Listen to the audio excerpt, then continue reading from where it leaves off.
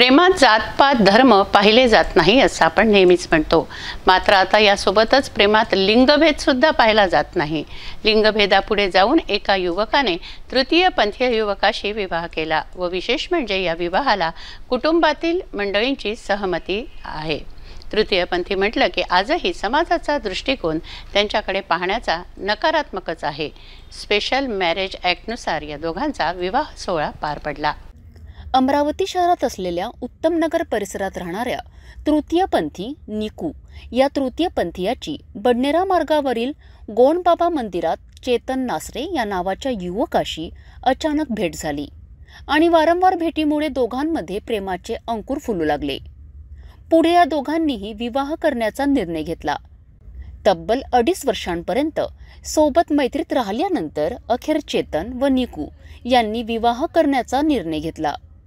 या निर्णयाला चेतनच्या आई-वडिलांनी सुद्धा मंजुरी दिली आणि सर्व कुटुंबियांच्या साक्षीने अमरावतीमध्ये हा आगळा-वेगळा विवाह सोहळा पार पडला.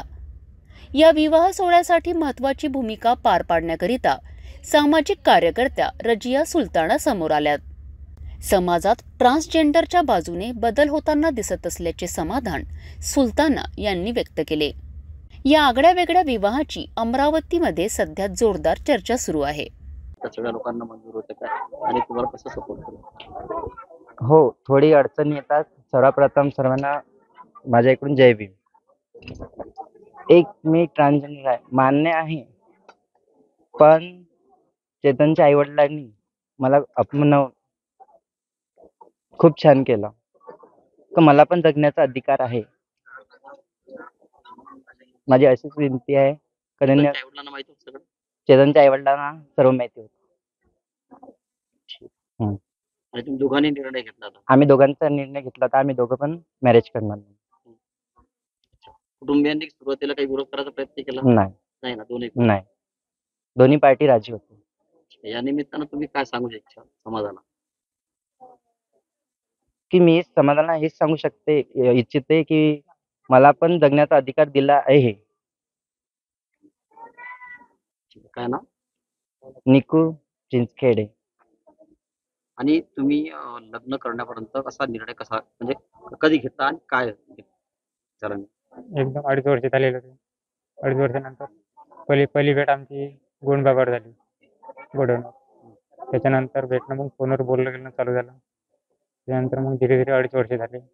मग 2.5 वर्ष झाल्याच्या नंतर मग डायरेक्ट ठरलं लग्न करून घ्यायचं. तुम्हाला माहित होतं? हो, सगळंच मला.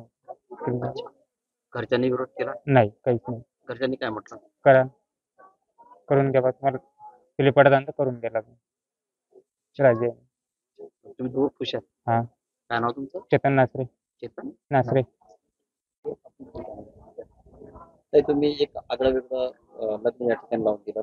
कसं नेमकं हा प्रयत्न केला तुम्ही आणि कसं सक्सेसफुल? नाही, खरं म्हणजे चेतनचं मनापासून अभिनंदन करते मी आणि सगळ्यांनी जो सपोर्ट आहे त्यांचा पण. म्हणजे एक म्हणून एक आतापर्यंत आपण जातीच्या पलीकडची लग्न बघितली, धर्माच्या पलीकडची लग्न बघितली, पण एक लिंगाच्या पलीकडचं लग्न हे आपण पहिल्यांदा बघतोय. आणि मला असं वाटते प्रेमामध्ये जात, धर्म, लिंग याहीपेक्षा माणुसकी आणि मानवता ही सगळ्यात मोठं आपल्याला म्हणावं लागले. आणि प्रेमाला हे याचं कशाचं काही बंधन नसतं. आणि सगळ्यात एक सामाजिक कार्यकर्ती म्हणून आणि एक बदल प्रवर्तक म्हणून मला आनंद या गोष्टीचा होतो की ट्रान्सजेंडरच्या बाजूनी बदल प्रवर्तक म्हणून समाजामध्ये वाढती संख्या आहे आणि ती अशीच वाढत राहणार आहे. त्याच्यामुळं यांच्या जगण्यामध्ये स्वाभिमान येईल निश्चितच. आणि समाजाचं, चेतनच्या परिवाराचं मनापासून अभिनंदन करते मी.